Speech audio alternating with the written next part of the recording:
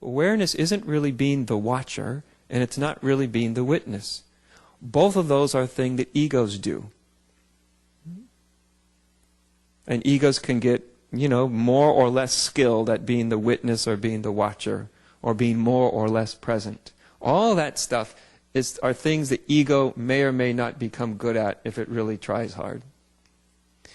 But none of that is really what I'm talking about. Resting as awareness isn't a state of doing, it's a state of being. You can't really do resting as awareness. If your mind would say, okay, that sounds nice, what do I do? What do you do? Awareness is already present. How do you rest as awareness? Do you do something to rest as awareness? Is doing something even relevant?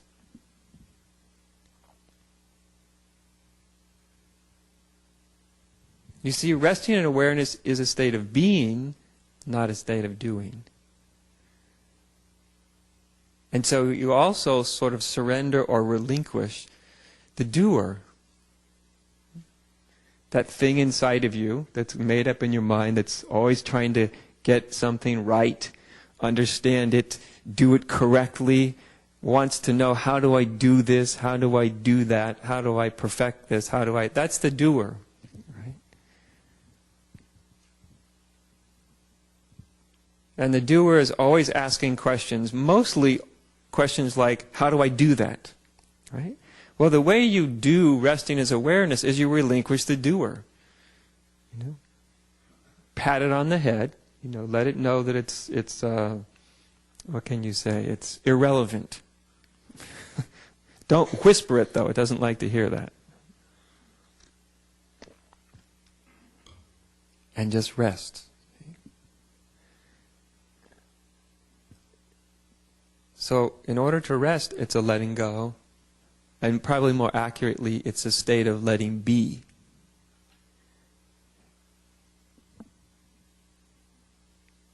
Because awareness, consciousness is letting be everything about right now. Your mind may or may not be in the position of letting everything be right now. Your mind may be trying to make certain things happen or make other things not happen anymore. So your mind may not be letting everything be. In fact, most people's minds does not let very much be for very long.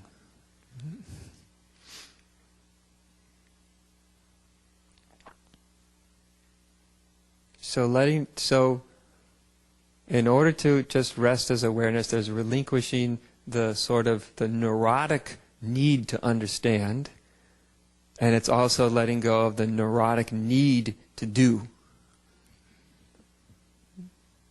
There's a time for understanding, certainly, and there's a time for doing, certainly. But in terms of what I'm speaking of, those are the first two things that just need to be relinquished. Right? Doing and the need to understand, the desire to understand. And then there can be a resting.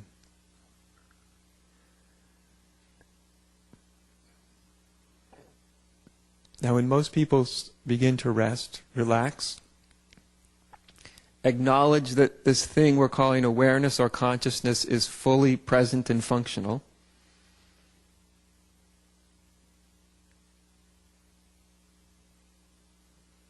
for most people it becomes difficult to rest for more than a few moments because their mind keeps trying to entice them.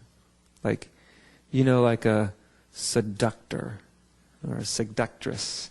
Like, no, see, if you really just understood this one last thing, you see, then you would rest so much easier. You really would, I promise. Just think about this one thing. Have you noticed that? Just think about this one thing. Solve this one thought, and then it'll be so much easier to rest as awareness.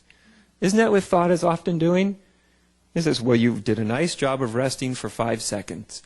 But that was nice, but you see, it could be so much better if you could just understand this or understand that, or ask, what do I do with it, and how do I do it, and how do I incorporate it into my life, and how do I, you see what I mean?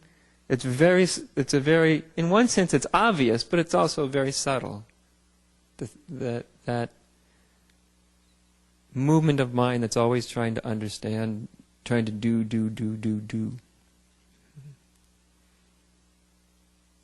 But you don't do awareness. That's why the first word I use is rest. Rest as awareness.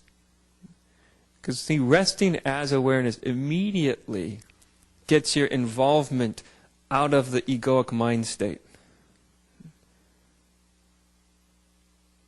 It's not like you have to work a long time to get yourself out of the egoic mind state. Any instant you're resting as awareness, you can't do that as long as you're involved in the egoic mind state. In shouldn'ting, the neurotic desire to grasp everything conceptually, on and on and on and on, all the things that the egoic mind does. You can't actually rest as awareness for even a split instant and at the same time be in the egoic mind state. So as soon as you rest, automatically, you're not, in that moment, you're not dominated, you're not caught in the egoic mind state.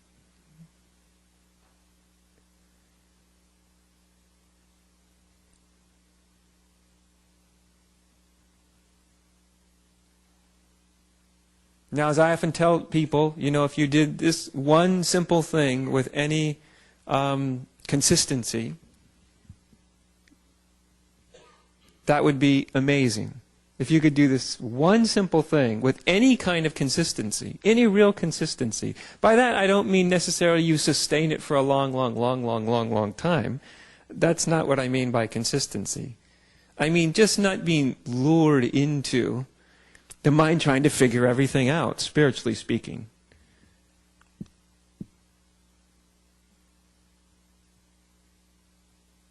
Because the hardest thing to do is to stay with one simple thing with any kind of consistency. It's easy to stay with something very complex.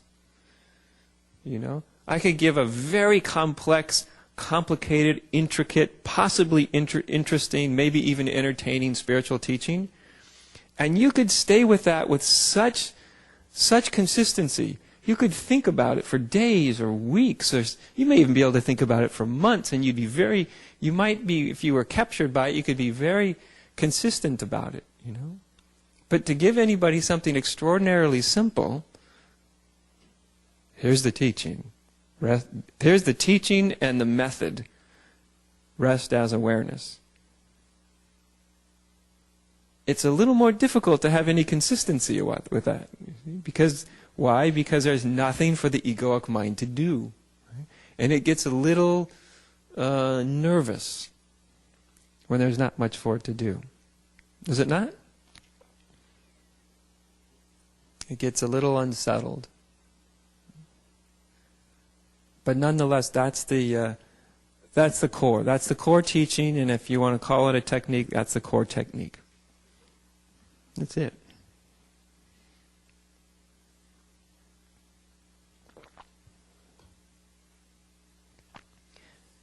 Now, if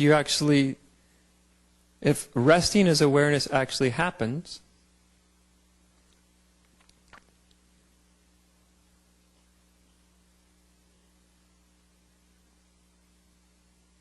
if it really starts to happen for you, then it's at some point it will dawn on you that you and awareness are not two different things. That you aren't actually somebody who's resting as awareness. That was actually kind of a notion, an idea of you.